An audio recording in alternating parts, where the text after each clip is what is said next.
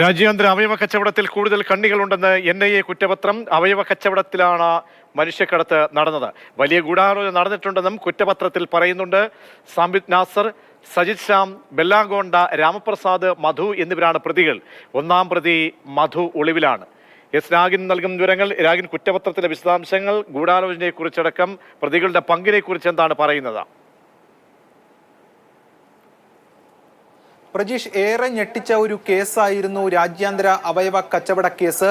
അതിൽ തൃശൂർ സ്വദേശി സാബിത്ത് നാസർ പിടിയിലായതോടുകൂടിയാണ്, ആലുവ പോലീസിന്റെ പിടിയിലായതോടുകൂടിയാണ് കേസ് പുറത്തേക്ക് വന്നത്. പിന്നീട് ദേശീയ അന്വേഷണ ഏജൻസി ഈ കേസ് ഏറ്റെടുത്തു. ഇപ്പോൾ കുറ്റപത്രം നൽകിയിരിക്കുകയാണ്. ഈ കേസിൽ നിലവിൽ ഇതുവരെ 4 പ്രതികളാണ്. അതിൽ 3 പേരെ ഇതിനോടകം അറസ്റ്റ് ചെയ്തിട്ടുണ്ട്. സാബിത്ത് നാസർ, അതോടൊപ്പം തന്നെ സജിത് ശ്യാം, കൂടാതെ ബെല്ലാം രാമപ്രസാദ് ഗോണ്ട, ഇയാൾ ഹൈദരാബാദ് സ്വദേശിയാണ്. 3 പേരെ അറസ്റ്റ് ചെയ്തിട്ടുണ്ട്.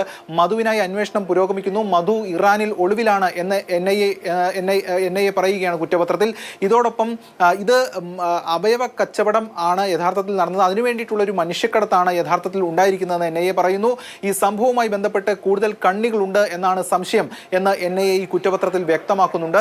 ഈ സംഭവം നടന്നിട്ട് 90 ദിവസം ആകുകയാണ്. അതിനു മുൻപായി തന്നെയാണ് ഇപ്പോൾ കുറ്റപത്രം കൊടുത്തിരിക്കുന്നത്. അതുകൊണ്ട് പ്രതികളുടെ ജാമ്യം, അത് ആ ജാമ്യം ലഭിക്കുന്ന ഒരു സ്ഥിതിവിശേഷം ഒഴിവാക്കാനാകും. മാത്രമല്ല, ഇനി ഇറാനിൽ അടക്കമെത്തി മധുവിനെ പിടികൂടുക എന്നതാണ് ലക്ഷ്യം. ഈ റാക്കറ്റിൽ കൂടുതൽ കണ്ണികളുണ്ട് എന്നാണ് NIA ഇപ്പോൾ സൂചിപ്പിക്കുന്നത്.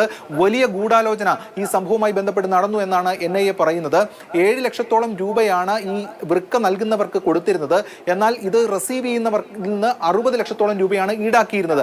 അതിൽ ഹോസ്പിറ്റൽ ചാർജ്, അതോടൊപ്പം തന്നെ ഈ വൃക്ക നൽകുന്നവരുടെ ചികിത്സ, ഇതൊക്കെ കഴിഞ്ഞ ശേഷം ഏകദേശം 25 മുതൽ 30 ലക്ഷം രൂപ വരെയാണ് ഒരു കമ്മീഷൻ ഒരു കേസിൽ കിട്ടിയിരുന്നത്. ഇതടക്കമുള്ള കാര്യങ്ങൾ വ്യക്തമാക്കുകയാണ് ഇപ്പോൾ ഏജൻസികൾ. ശരി, രാഗിനാണ് വിവരം നൽകിയത്.